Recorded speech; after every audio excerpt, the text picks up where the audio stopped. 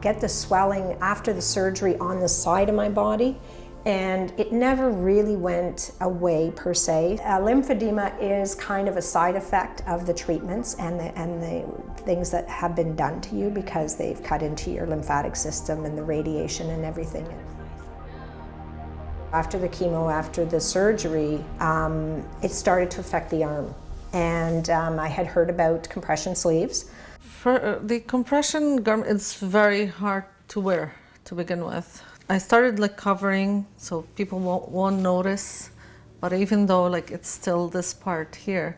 So when they start to ask me, and at the beginning I was really shy to explain what's going on, but then I said, okay, like, you know what, I've had it. People don't know anything. I'm gonna explain it. Within a year after my surgery and the radiation, my ankle started to really swell up, and I went to see my GP. And they said, oh, that's lymphedema. When I had one of my semi-annual checks-up, I raised it with the oncologist and was told, oh yeah, it's often a side effect, but not everybody gets it. And then I was referred to the physiotherapist within the cancer center, who then got me onto lymphedema treatment, the massaging, the stockings, etc. I had primary lymphedema prior to the diagnosis for cancer. I did bandaging, and started to wear compression stockings since then. In 2012, when diagnosed with cancer, I was most vigilant prior to going into surgery, asking questions about how would the operation with the removal of lymph nodes affect this lymphedema. And much to my dismay, the medical profession did not have, well, some of them were quite proud in saying that they were ignorant of what the effect would be. And I think that was more difficult to take than the cancer diagnosis. When individuals are diagnosed with cancer, they're willing to do whatever it's going to take to get to the other side. They're willing to arrange their support networks, their coping resources, and they really orient their hopes towards being done. But just because people get through acute treatment and are said to be in remission or are said to be cancer-free doesn't mean their pathway with cancer ends. And in particular, when people develop lymphedema, indeed a new story is just starting for them, because while they've fought off what they perceive to be an acute condition in cancer, they now have a chronic condition, which is lymphedema, something that they're going to have to deal with for the rest of their lives. Our approach is a community-based approach, and it's really based on what we know about participatory research. So it's based on the idea that participants themselves can choose what it is that they find of value, that they can leave if they don't find activities meaningful, that they have some say in helping to direct what is going on. So we injected into the workshops some creative activities, so collage and reflective writing. So we came into this room and there were all kinds of catalogs and scissors and glue. Everyone's got the creative side in them, they don't know it maybe. So the first day I didn't do anything. I was just like going through the pictures, going through the ideas, and I said like, I don't know what I'm supposed to do. So I went back the second day and I was looking through the pictures and I said, oh, this is me. This is how I feel. This is what I want, you know? And things got together and it made me feel happy. The green side was more the finding out about the cancer, the shock, doing the discovery, doing lots of walking, writing, there's a pen on there, exploration, a lifetime warranty here, you know.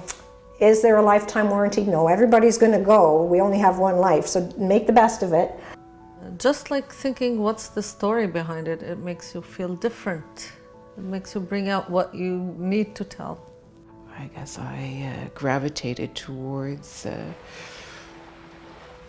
colors of water, colors of the sea, colors of running water. When you're in the pool, that you could meditate, and you certainly have full movement in your legs and in your arms. What really impressed me the most is that I was in a group of men and women and that all had the same problems. It was a primary or secondary lymphedema with either our legs in case of men with prostate cancer or the arms in case of women with breast cancer that had breast cancer surgery. Another important part of the workshops was the involvement of 2 rehabilitation professionals. So we had a lymphedema expert come in, a physiotherapist who's worked with people living with lymphedema.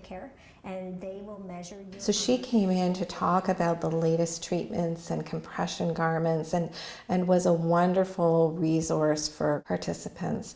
The other person, our other team member, is an occupational therapist. It was new for them to hear about the fact that activities of daily living can be adapted. It's something you can deal with it, but you really have to be on it.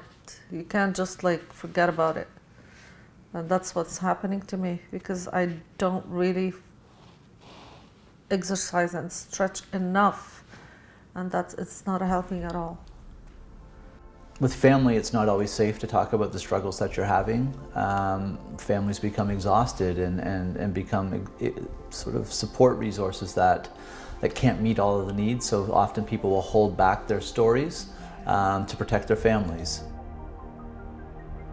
I didn't seek for help. I kept myself alone and I showed that I'm strong. No, just put out there whatever you feel. Let people see what you feel because you need it.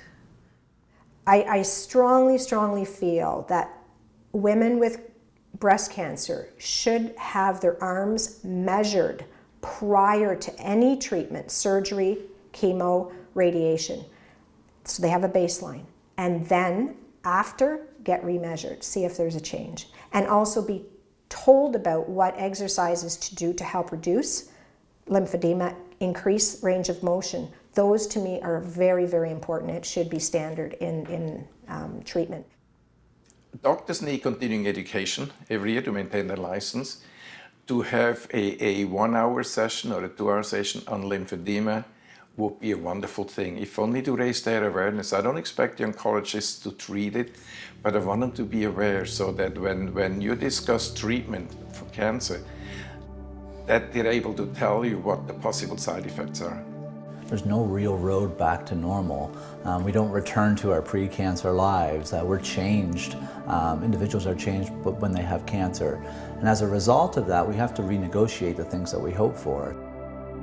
That gives me hope that there will be knowledge passed on to others, and so that others that do have lymphedema or that are undergoing cancer treatment right now, when they're faced with lymphedema, that they will, that maybe they'll have more tools presented to them at an earlier stage. So hopefully this puts things on the right road.